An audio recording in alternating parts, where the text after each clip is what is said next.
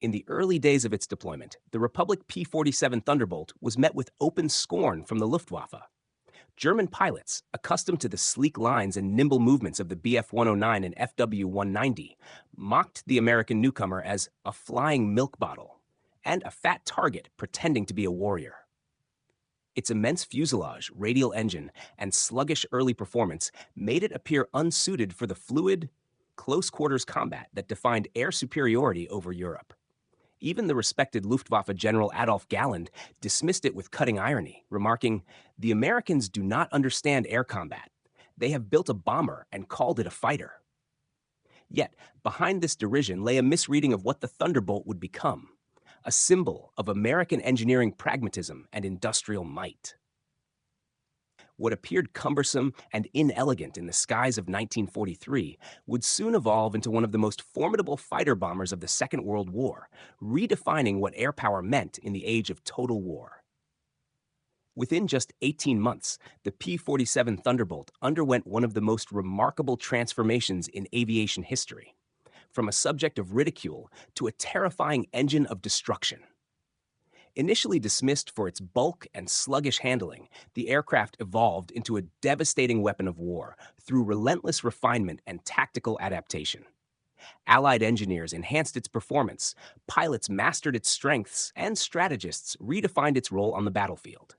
By mid-1944, the once mocked flying milk bottle had become a symbol of Allied air dominance, thundering across Europe, obliterating enemy convoys, rail lines, and armored columns with ruthless precision. Its massive firepower, unmatched diving speed, and near indestructible frame turned it into a fearsome juggernaut that reigned supreme in both air-to-air combat and ground attack missions. What had begun as a clumsy experiment in American engineering emerged in less than 2 years as one of the deadliest instruments of aerial warfare ever forged. At the heart of the P-47's transformation lay its unparalleled firepower, a devastating symphony of 8 Browning 50 caliber machine guns. Mounted in the wings in tight, disciplined formation, these guns created a concentrated cone of destruction unlike anything the Luftwaffe had ever faced. Each burst unleashed a storm of lead, 3,400 rounds in total, with a combined rate of fire exceeding 6,000 rounds per minute. In practice, this meant that a well-aimed 2-second burst could literally tear a Messerschmitt or Focke-Wulf in half before the German pilot even realized he was under attack. Yet it was not just the intensity of the strike that made the Thunderbolt so lethal, but its endurance. The P-47 could sustain continuous fire for over 30 seconds, an eternity in the split-second chaos of aerial combat. This overwhelming and sustained barrage transformed every engagement into a brutal equation of physics and firepower, where precision became secondary to sheer destructive volume. In the skies over Europe, the roar of 8 Brownings announced not just an attack, but the arrival of industrialized death from above. The P-47's lethality was further amplified by its specialized armor-piercing incendiary ammunition, a triumph of American engineering that transformed each bullet into a miniature warhead. Unlike conventional rounds, these projectiles were fitted with delayed action fuses, allowing them to penetrate an aircraft's outer skin before detonating. Once inside, the incendiary compound ignited at an infernal temperature of nearly 3,000 degrees Fahrenheit, hot enough to melt aluminum and set internal fuel and oxygen systems ablaze. This design ensured that every hit carried the potential for catastrophic internal damage rather than superficial scarring. In stark contrast, the German 20mm cannon shells, though powerful, typically exploded upon contact, producing only surface-level destruction. The Thunderbolt's ammunition, by comparison, was both precise and merciless, a calculated marriage of penetration and fire. In the cold arithmetic of aerial warfare, it represented a profound shift, the science of flight weaponized to its thermal extreme. Perhaps the most astonishing quality of the P-47 Thunderbolt was not its firepower, but its near-mythic ability to survive.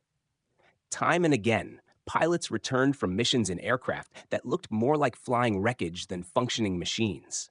Riddled with cannon holes, stitched by hundreds of machine gun rounds, and scorched by flak bursts that would have torn lesser fighters apart.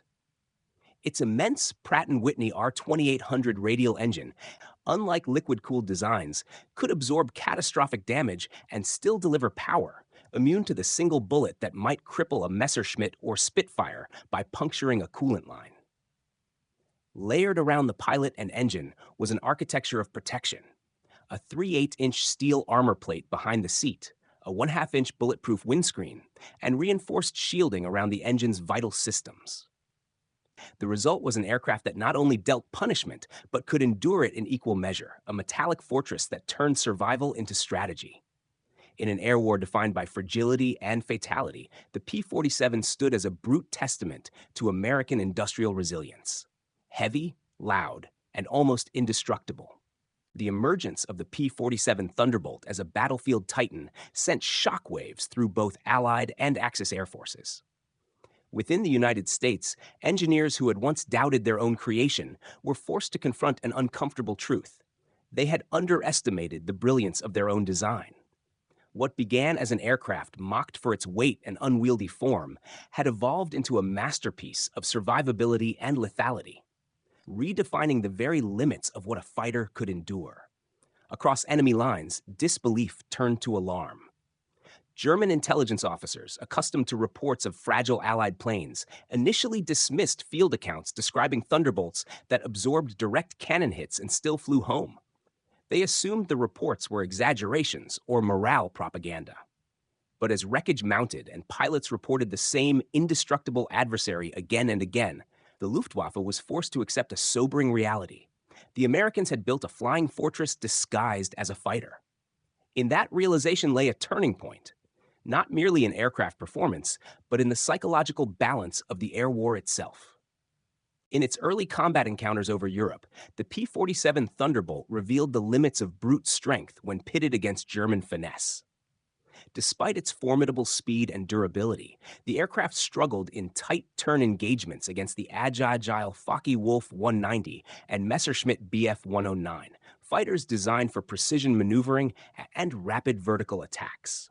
Luftwaffe pilots quickly recognized this vulnerability and adapted their tactics accordingly, striking from below and forcing the heavier Thunderbolt into exhausting turning duels, where its wide wings and massive frame became liabilities.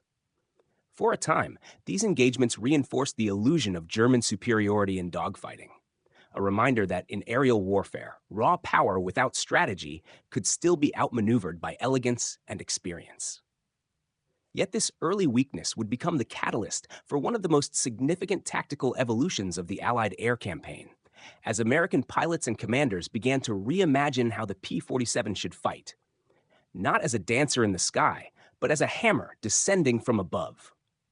In the crucible of European air combat, the P-47 Thunderbolt's evolution from underdog to sky dominator was driven not only by engineering, but by tactical reinvention. At first, the aircraft's sheer mass and sluggish turning radius left it at a disadvantage against the nimble Focke-Wulf 190 and Messerschmitt Bf 109. German pilots exploited this relentlessly, diving from below, baiting Thunderbolts into tight turning fights where agility triumphed over brute force. But the Americans adapted quickly. Recognizing that the P-47 could never dance with its enemies, they learned instead to crush them. Pilots began to harness the fighter's natural strengths, its weight, power, and devastating firepower, turning these liabilities into lethal assets. The Thunderbolt's superior dive speed became its signature move. From altitudes of 30,000 feet, it could plunge at over 550 miles per hour, faster than any German fighter could follow without tearing itself apart. The tactic was brutally simple: attack from above, strike with overwhelming force, and climb away before the enemy could respond. This shift marked the birth of a new air doctrine: dominance through velocity, altitude, and firepower, where the P-47 ruled not by grace, but by gravity and grit. From these hard-earned lessons emerged one of the most effective air combat doctrines of the Second World War: the boom and zoom. Abandoning the futile turning duels favored by German pilots, American aviators redefined the P-47's role as a high-altitude predator. The tactic was deceptively elegant: climb to 30,000 feet, well above the effective ceiling of most Luftwaffe fighters, then roll inverted and dive upon the enemy with unstoppable momentum. As the Thunderbolt plunged earthward, its massive frame became a projectile of steel and fury, reaching speeds so great that no German pilot could safely track or aim against it.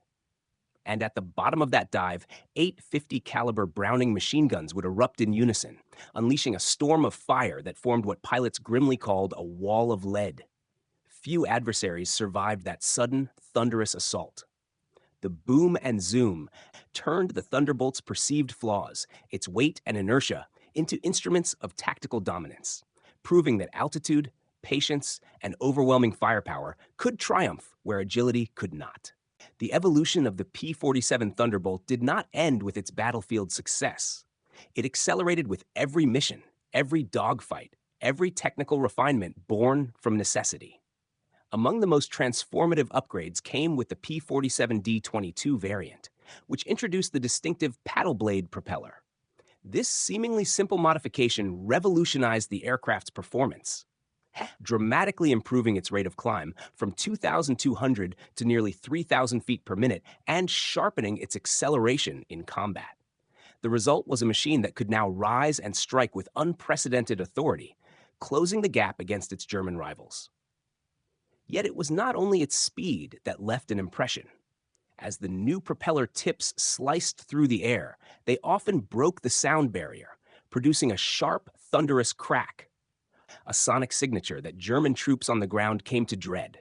They called it Donnerschlag, the thunderclap. To the men below, that chilling sound announced not merely the presence of an enemy fighter, but the approach of an unstoppable force. The mechanical embodiment of American industrial power roaring through the European skies. As the air war expanded across continents, the P-47 Thunderbolt adapted once more, this time to conquer distance itself. Originally designed as a short to medium-range interceptor, the Thunderbolt's endurance grew dramatically with the addition of external drop tanks, transforming it into a long-range escort fighter capable of accompanying Allied bombers deep into the heart of Germany. With a combat radius exceeding 1,000 miles, it became both shield and sword for the massive daylight raids that struck at the industrial core of the Reich. This evolution reached its zenith in the Pacific, where vast distances demanded even greater endurance. The P-47N variant, with its widened, wet wings housing additional internal fuel, extended its range to an astonishing 2,350 miles. From island airstrips across the Pacific, these aircraft could now escort B-29 superfortresses all the way to Japan and back, providing a protective umbrella across the longest missions of the war. In an era when reach defined supremacy, the Thunderbolt's transformation from local defender to intercontinental guardian symbolized the maturation of American air power, relentless, far-reaching, and unstoppable. Even as the jet age dawned in the closing months of the war, the P-47 Thunderbolt refused to fade into obsolescence. When the Luftwaffe introduced the revolutionary Messerschmitt Me 262, the world's first operational jet fighter, many feared that piston-engine aircraft had met their match. Yet the Thunderbolt proved otherwise. Exploiting the jet's weaknesses during takeoff and landing, when the Me 262 was sluggish and vulnerable, P-47 pilots learned to ambush their high-speed adversaries with disciplined timing and devastating firepower. The introduction of the P-47M variant marked the apex of this evolutionary struggle. Equipped with water methanol injection and refined aerodynamics, it could reach speeds of up to 470 miles per hour at 30,000 feet, narrowing the gap with early jets while retaining its unmatched durability and firepower. In practice, the P-47M's 8.50 caliber guns often proved deadlier than the Me-262's fleeting bursts of speed. Against a machine built for momentum, the Thunderbolt fought with endurance and precision, a testament to how adaptability and engineering pragmatism could still triumph over technological novelty in the final desperate skies of World War II. The P-47 Thunderbolt's true strategic impact was revealed not merely in combat, but in the industrial war of attrition that underpinned victory. A defining example came during Operation Bodenplatte, the Luftwaffe's desperate New Year's Day offensive against Allied airfields in early 1945. The surprise attack succeeded in destroying 22 P-47s on the ground, a short-lived triumph that masked a fatal imbalance. Within 48 hours, American factories replaced every lost aircraft and delivered nearly twice as many new ones to the front. For Germany, however, each downed pilot represented an irreplaceable loss in both experience and morale. The Luftwaffe's dwindling ranks could no longer recover from such blows, while the United States demonstrated the full weight of its industrial dominance. Over the course of the war, 15,683 Thunderbolts rolled off assembly lines, each one a symbol of mass production harnessed for total warfare. Operation Bodenplatte thus became more than an air raid. It was a moment of reckoning that exposed the fundamental truth of the conflict. German ingenuity could win battles, but American industry would win the war. Beyond its physical dominance, the P-47 Thunderbolt wielded an equally devastating psychological power that reshaped the mindset of the German war machine. Among Luftwaffe pilots, a new and chilling term emerged: Jabo fever, or fighter-bomber fever, a condition marked by anxiety and dread at the mere sight of the American Thunderbolt diving from the clouds. The aircraft's reputation as an unstoppable attacker spread quickly across the front, reinforced by the thunderous roar of its radial engine and the crack of its supersonic propeller blades, a sound German troops grimly nicknamed Donnerschlag, the thunderclap. To soldiers on the ground, that sound meant one thing: destruction was moments away. Entire convoys scattered in panic, artillery crews abandoned their guns, and morale crumbled under the constant threat of death from above. In this way, the P-47 transcended its mechanical role. It became a symbol of inevitability, an audible embodiment of Allied air supremacy that shattered not just German defenses, but the very will to resist. By the war's end, the P-47 Thunderbolt had carved its legacy not merely in statistics, but in the wreckage strewn across two hemispheres. From the skies over France to the jungles of the Pacific, it destroyed thousands of enemy aircraft, locomotives, convoys, tanks, and transport vehicles, crippling the logistical arteries that sustained both the German and Japanese war efforts. In aerial combat, its kill ratio stood at an astonishing 4.6 to 1, achieved while maintaining one of the lowest loss rates of any Allied ground attack or escort fighter. Yet behind those numbers lay a deeper toll.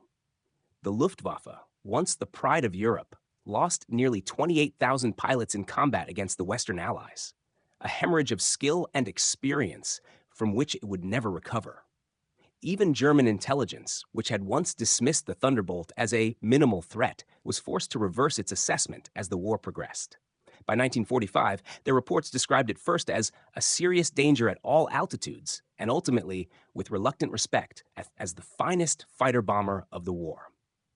In this transformation, from ridicule to reverence, the P-47 embodied the triumph of adaptation, resilience, and industrial might that defined the Allied victory. In the final analysis, the P-47 Thunderbolt emerged as a living emblem of American industrial strength and wartime ingenuity. What began as an aircraft mocked for its bulk and clumsiness evolved into one of the most feared instruments of destruction ever to dominate the skies. Its design captured the essence of U.S. industrial philosophy, rugged, overbuilt, and powered by the sheer weight of limitless resources and mass production. 8 synchronized Browning 50 caliber machine guns redefined the physics of air combat, turning every engagement into a contest of overwhelming fire rather than finesse, and in doing so, buried the Luftwaffe beneath a storm of lead and fire. The transformation was astonishingly swift. In less than 2 years, German pilots' laughter gave way to terror at the mere sight or sound of the Thunderbolt. In that brief span, the P-47 did more than win dogfights. It rebalanced the air war itself, proving that in the industrial age, victory belonged not to elegance, but to endurance, firepower, and the relentless might of a nation that could outbuild and outlast any foe.